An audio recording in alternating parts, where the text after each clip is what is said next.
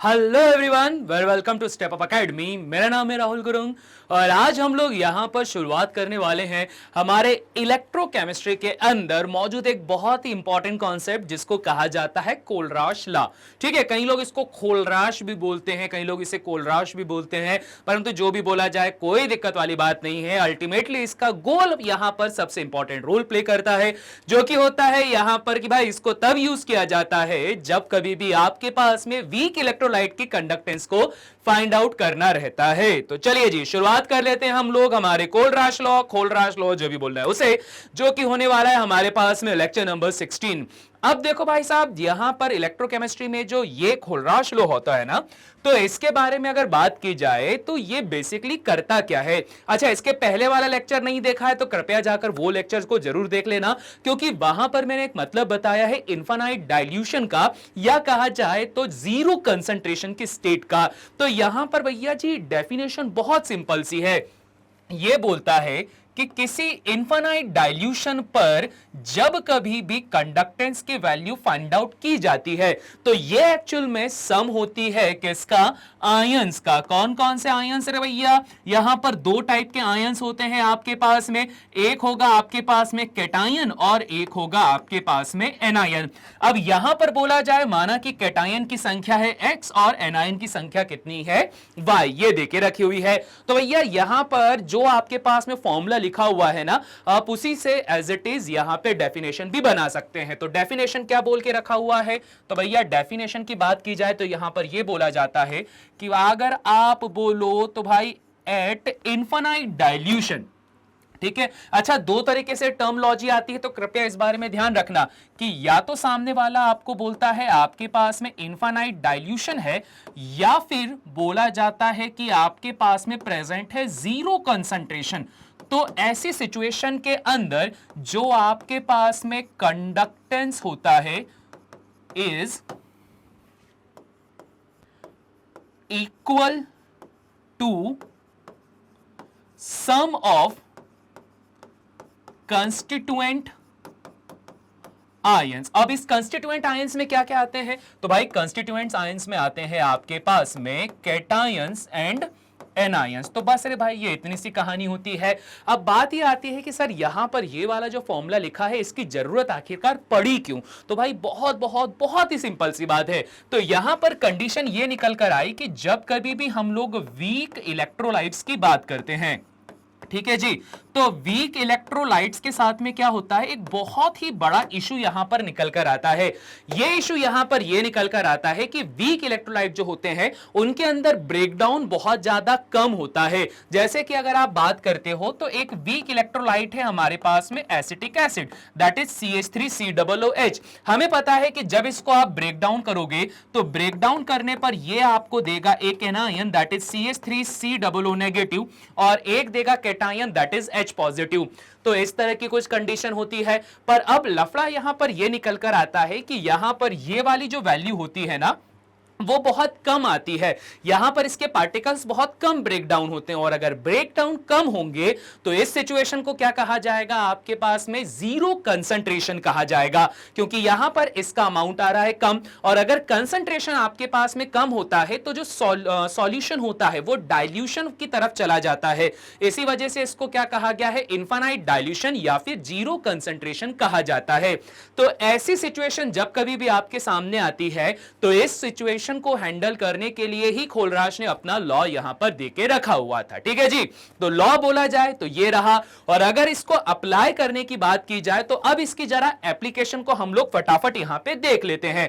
अगर एप्लीकेशन की बात की जाती है तो determination degree of weak electrolyte रहता है, determination of degree of weak electrolyte. अच्छा, यहां पर डिग्री ऑफ यहां पर वीक इलेक्ट्रोलाइट को हम लोग किससे रिप्रेजेंट करते हैं भाई साहब, अल्फा से रिप्रेजेंट करते हैं। ठीक है, अच्छा पहले यहां पर क्या है यार, मैं सीधे डिग्री पे निकल कर आ गया, पहले तुमको ब्रेक डाउन होना तो सिखा दूं। तो पहले हम क्या निकालेंगे, पहले हम लोग निकालेंगे molar conductance of weak electrolyte, उसके बाद में डिग्री पे हम लोग बात करेंगे, डिग्री ऑफ डिसोसिएशन पे बात करेंगे। पहले हम लोग मोलर कंडक्टेंस निकाल लेते हैं। भाई बहुत आसान है, कैसे आसान है चलो देख लेते हैं। अब भैया कंडीशन ऐसी है कि अगर मैं किसी वीक इलेक्ट्रोलाइट को लेता हूं तो वो क्या होता है आपके पास में, सपोज ये रखा हुआ है acetic acid that is CH3COOH। अब आप लोगों ने ये बोला कि इसको इनफाइनाइट डाइल्यूशन पे रखा गया है।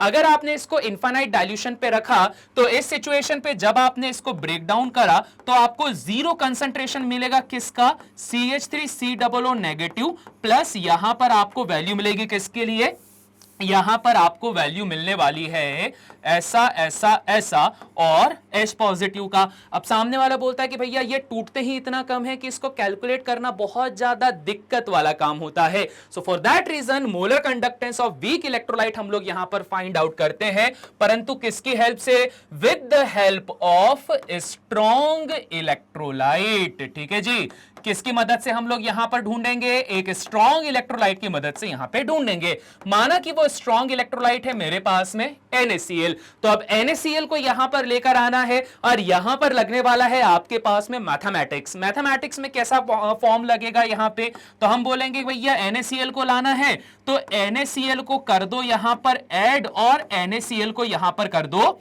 सब्सट्रैक्ट। ठीक है जी, क्या कर दिया, वही मैथ्स वाला लॉ लगा रहे थे या मैथ्स वाली वैल्यू लगा रहे थे, तो NaCl को ऐड करा, NaCl को सब्सट्रैक्ट करा। जैसे ही आप इस फॉर्म को लेकर आते हो तो आपको यहां पर क्या मिल जाएगा भाई, आपको यहां पर एसिटिक एसिड में से बनने वाला CH3COO negative as it is मिलेगा, साथ ही साथ में H पॉजिटिव ऐसे मिलेगा। और NaCl को अगर आप ब्रेक डाउन करते हो तो NaCl को ब्रेक डाउन करने पर आपको मिलेगा Na पॉजिटिव प्लस यहां पर आपके पास में क्या आ जाएगा, Cl नेगेटिव। फिर साथ ही साथ में यहां पर अगर NaCl की बात करते हो तो NaCl पे यहां पर क्या मिल जाएगा रे भाई, यहां पर अच्छा तोड़ने की जरूरत नहीं क्योंकि नेगेटिव वाले से तो मुझे कोई मतलब ही नहीं है, नेगेटिव वाले से मुझे कोई मतलब नहीं है, तो NaCl हमारे पास में एज इट इज ये बना रहेगा। अब देखो पहले हमारे पास में वीक था दैट इज CH3COOH, परंतु जब इसमें मैंने NaCl मिलाया तो CH3COO नेगेटिव यहां पर किसके साथ में ऐड हो जाएगा, यहां ऐड हो जाएगा सोडियम के साथ, वहीं हाइड्रोजन ऐड हो जाएगा क्लोरीन के साथ में। अब जैसे यहां पर यह कंडीशन आई तो आपके पास में यहां पर क्या मिल जाएगा, CH3COONA जिसको कहा जाता है सोडियम एसिटेट। अब ये जो सोडियम एसिटेट आपको यहां पर मिलकर रखा हुआ है ना, ये सोडियम एसिटेट एक स्ट्रॉन्ग इलेक्ट्रोलाइट है जिसकी वैल्यू आप निकाल सकते हो। वहीं अगर बात करते हो HCl की तो भैया इसके तो क्या ही कहने, HCl हमें मालूम है अगेन एक स्ट्रॉन्ग इलेक्ट्रोलाइट होता है। तो यहां पर आपके पास में अब वैल्यू किसकी आ चुकी है, HCl की, माइनस NaCl हमारे पास में ऑलरेडी चल रहा है और NaCl को आप इस तरह से यहां पे बना देते हो। ठीक है, तो बस हो गया सिंपल। पहले आप बोलोगे कि सर एसिटिक एसिड कमजोर था तो वो कम टूट रहा था तो उसको डिटेक्ट कर पाना मुश्किल था, तो इस वजह से हमने एसिटिक एसिड को सोडियम एसिटेट और हाइड्रोक्लोरिक एसिड में कन्वर्ट कर दिया। जिस तरह से अगर इसको कन्वर्जन कर दिया तो कन्वर्जन करने से आप लोगों को फायदा यहां पर यह पड़ेगा कि आप लोग अब यहां पर इसकी वैल्यू निकाल सकते हो, इसकी वैल्यू निकाल सकते हो, जिससे कि आपका क्वेश्चन इजीली सॉल्व हो जाएगा। अभी आगे एग्जांपल भी देखेंगे, टेंशन मत लेना, इसका न्यूमेरिकल आता है। ठीक है जी, क्लियर हो गई बात। तो यहां पर क्या करा, determination of molar conductance of a weak electrolyte किसकी मदद से, एक स्ट्रॉन्ग इलेक्ट्रोलाइट की मदद से हमने इसको यहां पे फाइंड आउट करके रखा हुआ है। चलिए जी, नाउ बात कर लेते हैं भैया इसके सेकंड एप्लीकेशन की। सेकंड एप्लीकेशन हमारे पास में होता है डिग्री ऑफ डिसोसिएशन। ठीक है, degree of dissociation find out करना रहता है, तो जब कभी भी डिग्री ऑफ डिसोसिएशन को फाइंड आउट किया जाता है तो भैया बहुत ही सिंपल सा फॉर्मूला है, मोलर कंडक्टेंस ही है, मोलर कंडक्टेंस ऊपर भी, मोलर कंडक्टेंस नीचे भी, परंतु दोनों में डिफरेंस क्या आता है जरा इस बात पे ध्यान देना। मोलर कंडक्टेंस की बात की जाती है तो पहला ऊपर वाला मोलर कंडक्टेंस होता है at the known concentration C, और वहीं पर अगर इसकी बात की जाती है तो molar conductance at infinite dilution. और अगर आप लोग को याद हो लास्ट लेक्चर में मैंने एक और चीज पढ़ाई थी, अगर वहां इंफिनिटी की जगह 0 भी लिख दो बात तो वही है, परंतु उसको क्या कहा जाता था, लिमिटिंग मोलर कंडक्टेंस कहा जाता था।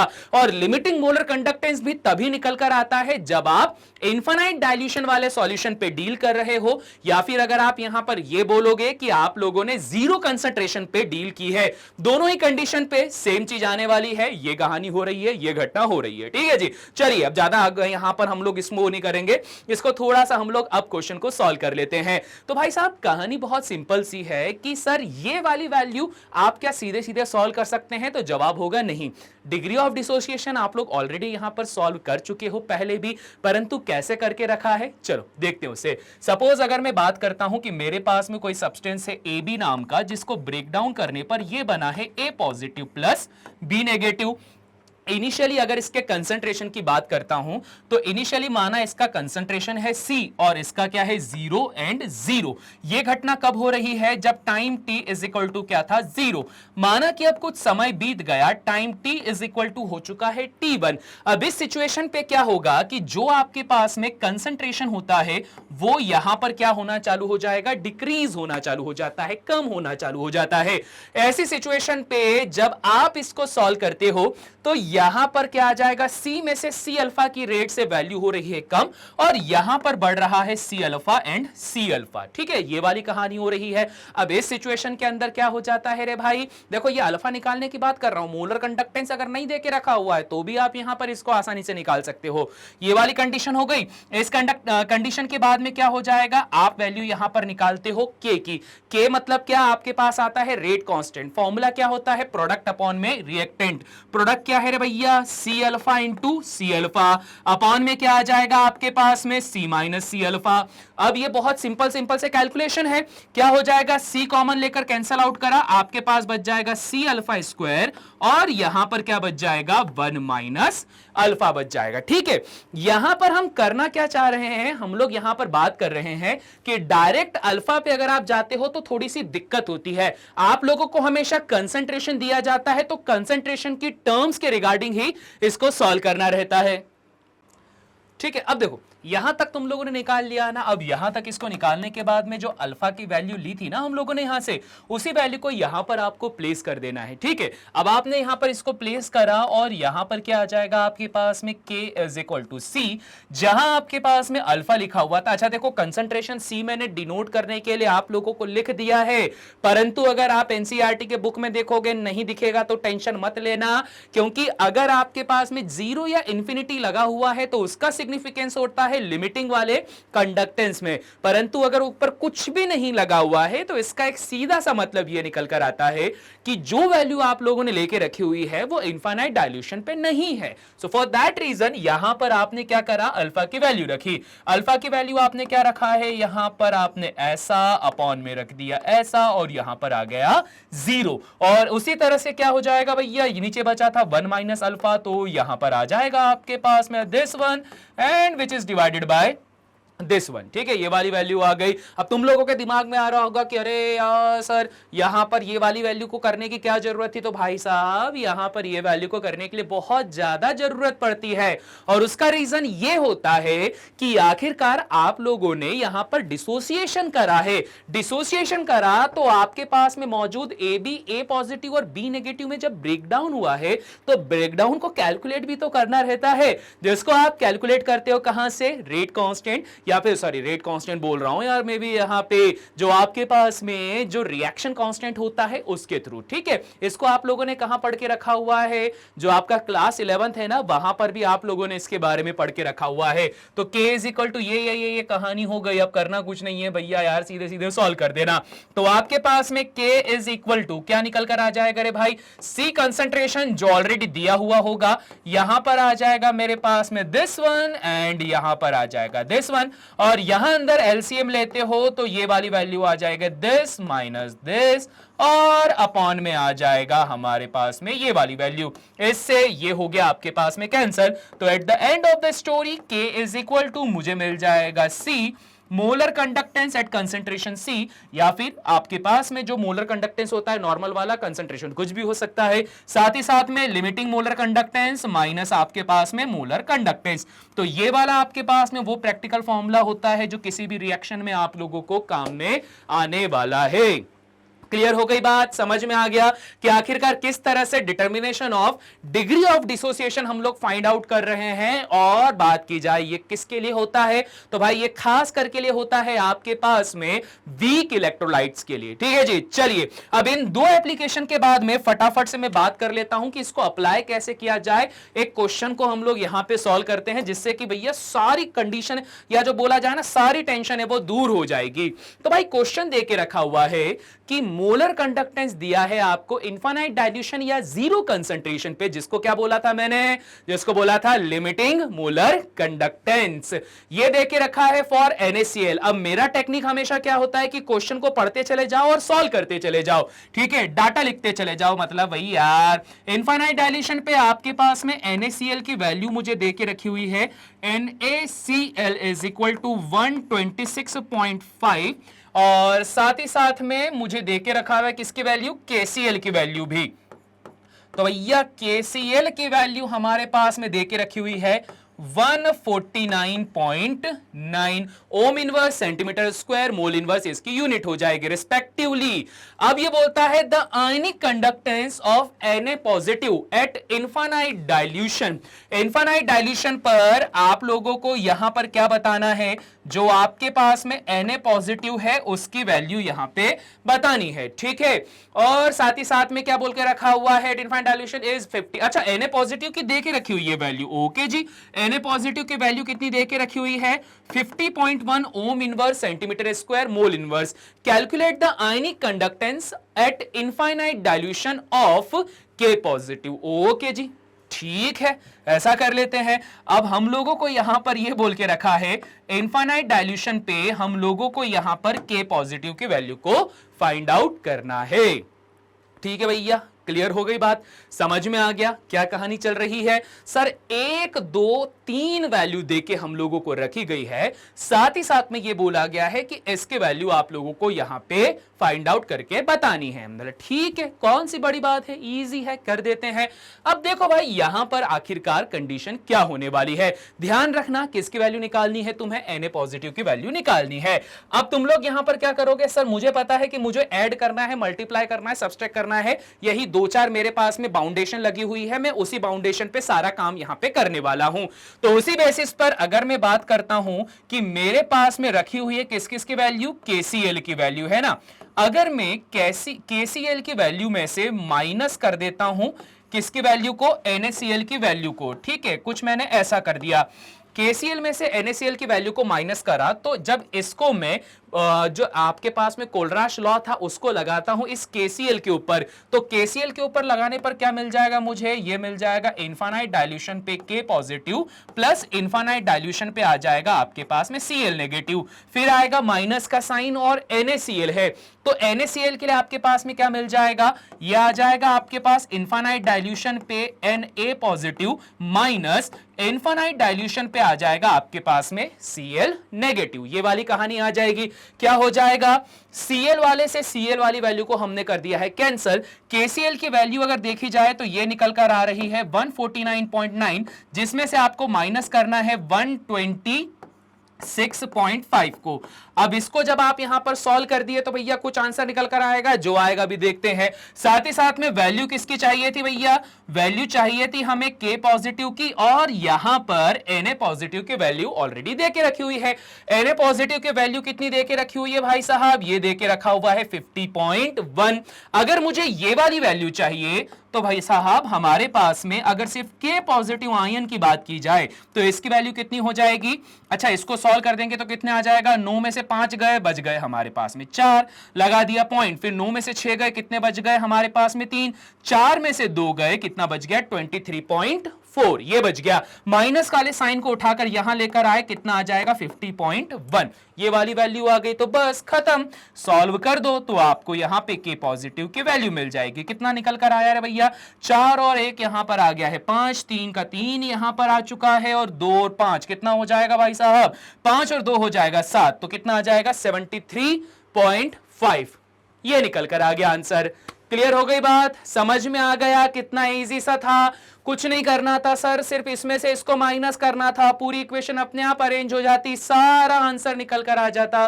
क्लियर हो गई बात, समझ में आ गया। जरा क्वेश्चन का स्क्रीनशॉट लो ताकि हम लोग यहां पर अगले क्वेश्चन पे बढ़ सकें। ठीक है, स्क्रीनशॉट ले लिया, स्क्रीनशॉट लेने के बाद में भाई साहब इसको कर देते हैं इरेज, बढ़ जाते हैं अगले क्वेश्चन की तरफ। अब अगला क्वेश्चन ये बोलता है calculate the limiting value of equivalent conductance of AgCl। Okay जी, क्या करना है यहां पे सर, यहां पे AgCl बनाना है और 3 वैल्यू आप लोगों को देके रखी गई है ना।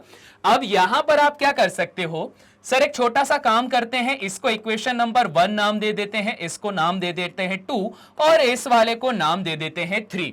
अब बनाना क्या है, AgCl बनाना है। सर Ag आप यहां से निकाल लोगे, Cl आप यहां से निकालोगे, दोनों को जोड़ना पड़ेगा। जोड़ना पड़ेगा तो क्या कर दोगे, आप इसे ऐड कर दोगे। तो आप क्या बोलोगे सर, जो आपके पास में इक्वेशन 1 है उसको इक्वेशन नंबर 2 के साथ में क्या कर दो, ऐड कर दो। साथ ही साथ में जो बची कुची वैल्यू है जिसको उड़ाना है तो उसके लिए क्या कर दो, इन सभी में से इक्वेशन नंबर 3 को क्या कर दो, यहां पे माइनस कर दो। ठीक है, इतना कर दो, आपका काम हो जाएगा। चलिए देख लेते हैं होता है कि नहीं होता है। तो सबसे पहले इक्वेशन नंबर 1 क्या बोलता है, molar conductance of silver nitrate. तो यहां पर बोला जाएगा आपको लेना है AgNO3, फिर आपके पास में क्या आएगा रे भैया, प्लस आपके पास में आएगी ये वाली वैल्यू और इसमें आ जाएगा आपके पास में KCl प्लस और लास्ट में क्या है आपके पास में माइनस। माइनस किसको करना है, पोटेशियम नाइट्रेट को, that is KNO3 which is equal to, अब इनकी वैल्यू क्या क्या देके रखी है, 133.4 लिख देता हूं भाई मैं, ये देके रखा हुआ है 133.4 और देके रखा है प्लस 149.2 प्लस आपके पास में माइनस आपके पास में कितना देके रखा है 145.9 ये देके रखा हुआ है। ठीक है, अब मैं चाहूं तो इसको ओपन कर सकता हूं, तो हां जी कर लेते हैं इसको ओपन। जब आप इसको ओपन करते हो तो ओपन करने पर आपको क्या मिल गया है सर, ये मिल चुका है Ag पॉजिटिव प्लस यहां पर क्या मिल जाएगा, आपको मिल जाएगा NO3 नेगेटिव मिल जाएगा। साथ ही साथ में आपको यहां पर क्या मिल जाएगा, प्लस आगे इसी तरह से ही चलाना है तो आपको मिल जाएगा यहां पर K पॉजिटिव प्लस यहां पर मिल जाएगा Cl नेगेटिव, और ये वाली जो टर्म होगी वो आएगी नेगेटिव में। तो नेगेटिव में आपके पास में क्या आ जाएगा, K पॉजिटिव, और नेगेटिव में ही मेरे पास में क्या आ जाएगा, NO3 नेगेटिव, ये वाली वैल्यू आ गई। अब देखो प्लस के NO3 से माइनस का NO3 cancel, K positive negative और वाला पॉजिटिव वाला कैंसल हो गया। कैंसल करने पर फाइनली मेरे पास में क्या बच चुका है, एट इनफाइनाइट डाइल्यूशन मेरे पास बच चुका है Ag पॉजिटिव प्लस यहां पर बच चुका है Cl नेगेटिव, और दोनों को आप जब ऐड करोगे तो ऑब्वियस बात है आपके पास में लिमिटिंग कंडक्टेंस बन जाएगा किसका, AgCl का। और भाई साहब जो लेफ्ट हैंड साइड पे ऑपरेशन लगाया है सेम ऑपरेशन आपको राइट हैंड साइड पर भी लगाना है। राइट हैंड साइड पर जब आपने ऑपरेशन लगाया तो क्या मिलकर आ रहा था सर, यहां पर निकल कर आ रहा है 133.4, यहां पर आया प्लस, यहां पर सॉल्व कर लेते हैं भाई साहब, 12 में से 9 गए, कितने बच गए आपके पास में 3, तो यहां पर आया 0.3, साथ ही साथ में बच गया 8 में से 5 गए, बच गए हमारे पास में 3 और ये आ जाएगा 3.3। सॉल्व कर दिया तो ये कितना आ रहा है भाई, ये आ रहा है 136 पॉइंट कितना 7। तो ये लो जी हो गया सिंपल, कुछ नहीं करना था, कितना इजी सा था यार, कुछ नहीं, बस आप लोगों को यह पता होना चाहिए कि किस किस कंपाउंड से कौन सा नया कंपाउंड डिस्कवर हो सकता है। तो बस इतना सा ही तो करना है, कुछ ज्यादा एक्स्ट्रा दिमाग थोड़ा ना लगाना यार, प्लस माइनस करना है। मैथमेटिक्स वाले बच्चे तो ये वैसे भी करते रहते हैं, linear equation with 2 variable, linear equation with 3 variable करते रहते हैं सॉल्व, सेम उसी तरह का क्वेश्चन है कि नहीं। क्लियर हो गई बात, समझ में आ गया? समझ में आ गया तो भैया फटाफट से स्क्रीनशॉट लो ताकि इससे फिर हम आगे बढ़ सकें। ठीक है, स्क्रीनशॉट ले लिया, पल्ले पड़ गया, कहानी खत्म, पैसा हजम।